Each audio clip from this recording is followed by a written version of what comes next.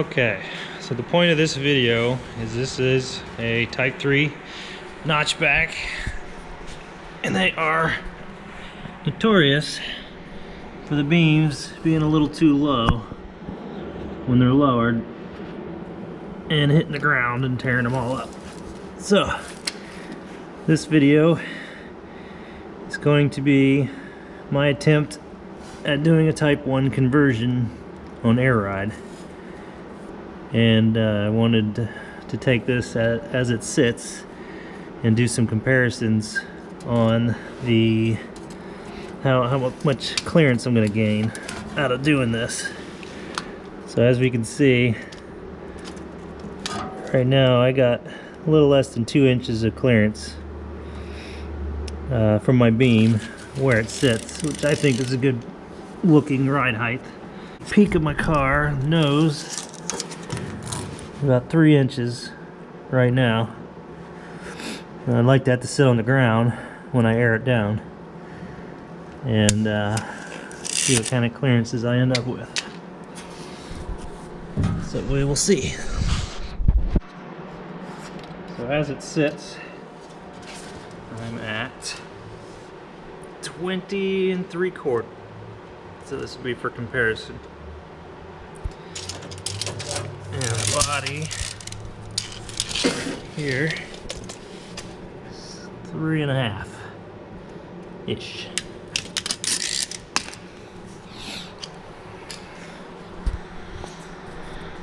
My plan is to use link pin arms, which I have off of a stock early 60s beam. I was going to use this whole beam and try to modify it to do air ride on it with a single bag here in the center. But the more I got into it, the more I realized that it'd be just as easy just to make a whole new beam from scratch than it is to modify this one.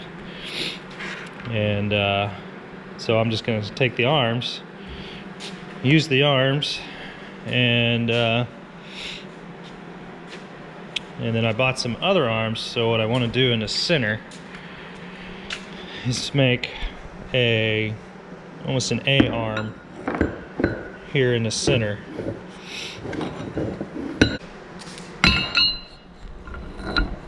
Putting these here in the center inside the beam and making an A arm for the bag to sit on.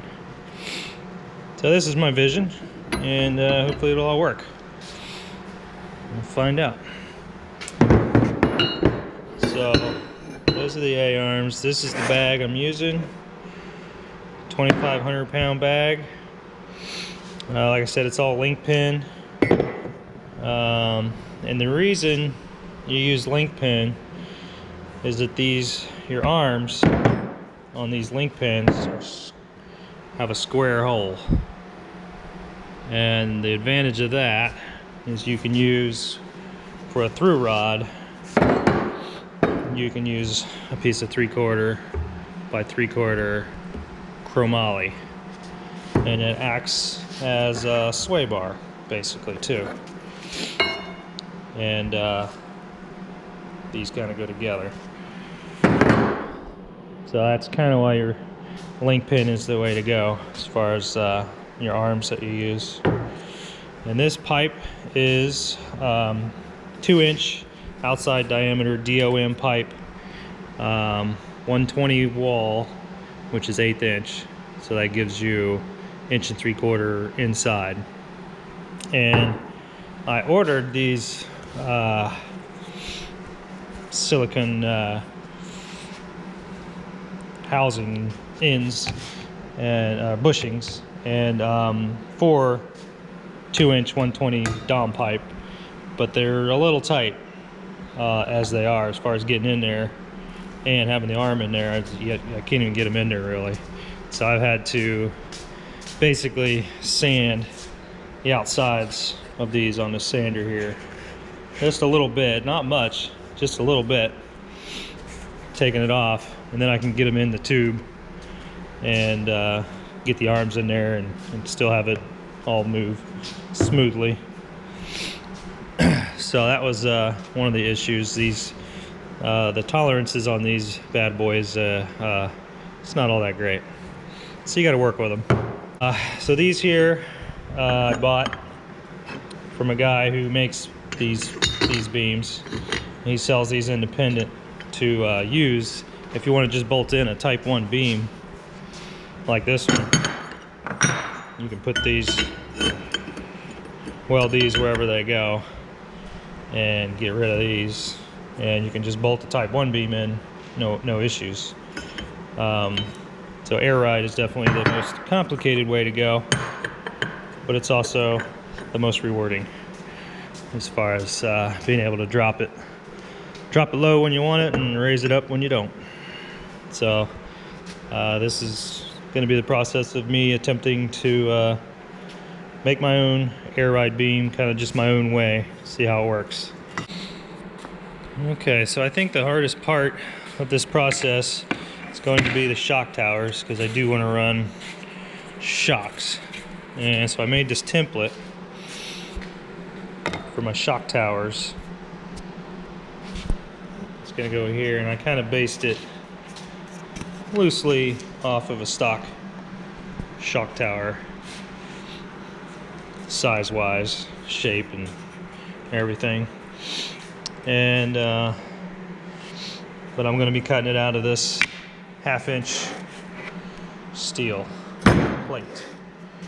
So I think that's going to be the hardest part.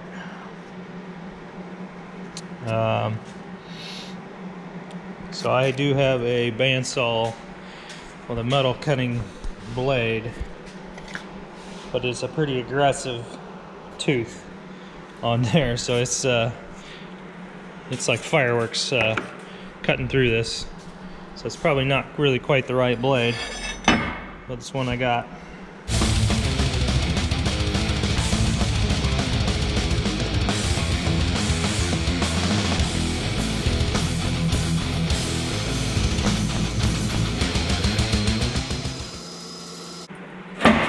Alright, I was able to get through this, but holy cow, that was a pain in the ass. I see why the water jets were invented now. That's what I should have done with this. But I like to make things myself, so here we are.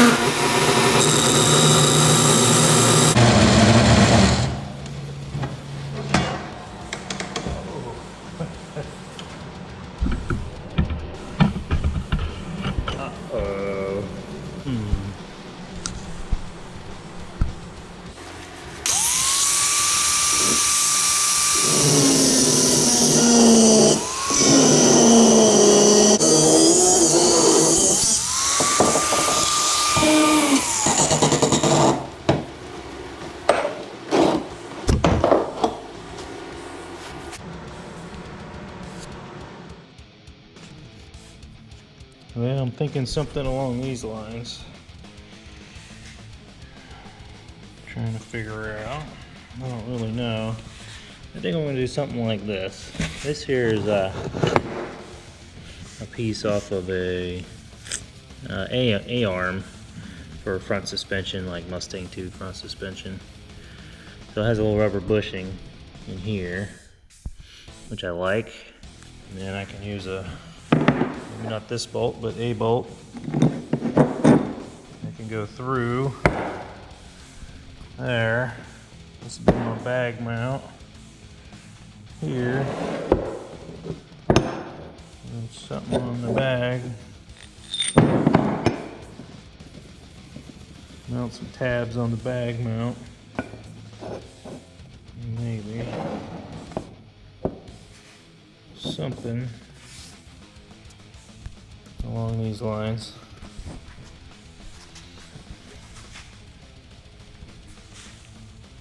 But we'll see. So I need to figure out a way to make these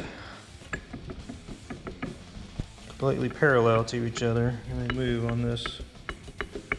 I'll make a little jig up out of wood that I can put these on to make sure they're parallel, so I can maybe tack weld them together to build the beam. So I'll do that. Alright, so I made this simple jig here. Just 1 1/4 slots here. That'll sit there and there. I can bring these together. You kind of see what it needs. There's that gap going away, so I'll grind it until there's no gap. Alright, that looks pretty good. I got it pretty tight. Now I'll give a bit of a back bevel to fill it in. We should be good. Now tack her in.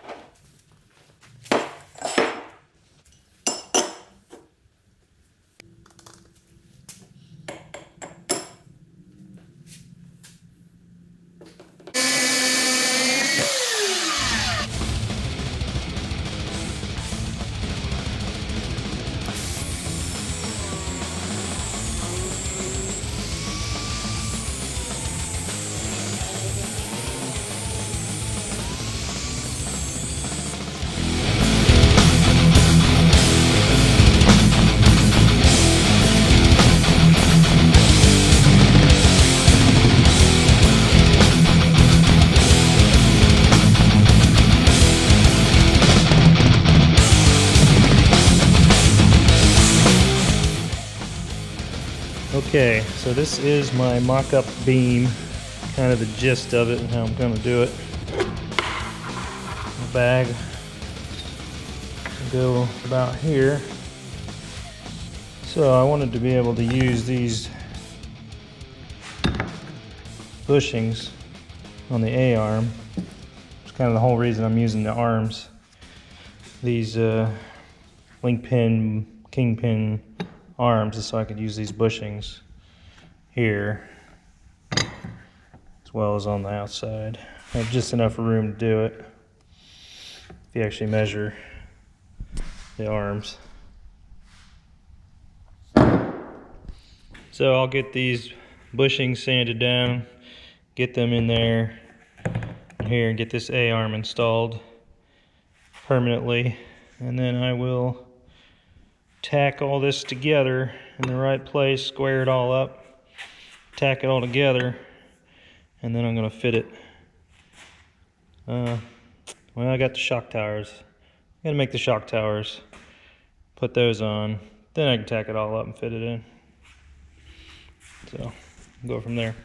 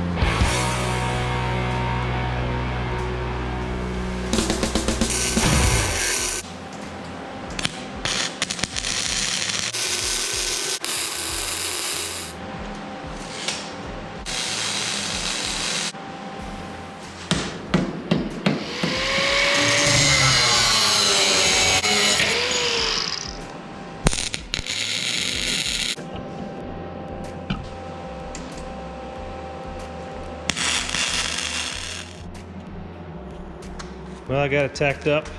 I don't have it completely made. I still got to make a bag mount down here. And this is getting close. It's gonna work pretty well.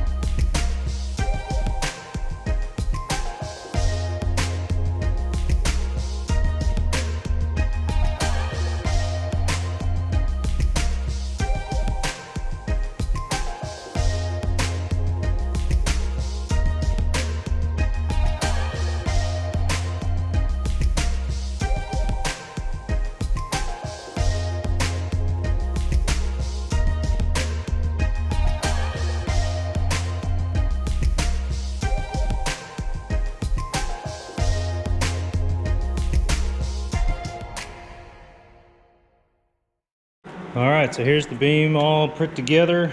It's pretty much built and done. I just got to paint it and get my spindles put together, get all that together. I think that'll be on my next video. I'm gonna do this, I guess, part 1, part 2.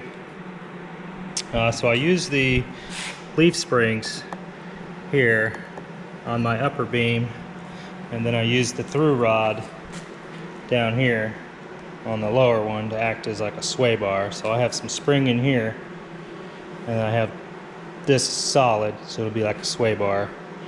And I'm gonna see how that rides and see how I like it. I have another through bar, so if I don't like the springs, if it's too cushy or too much spring, I'm going to put a through bar in here, go from there. So I'm gonna see how it does with the springs first. And I did, I took the half springs out, and you put a full spring in on here, and you can see it, probably not. These are the half springs here, so they're split in half instead of a full spring like one of these. Well, these are full springs here in the center. And they're solid, so I put all solid ones in to make it just a little bit stronger. Here you go, you can kind of see from back here all the springs. So that's it for part 1. Beam is built. Part 2, I'm going to paint it, take it apart, paint it, put my spindles together, put my brakes together, and put it in the car and see where I'm at. Air it up and air it down, and see my new clearances and all that good stuff.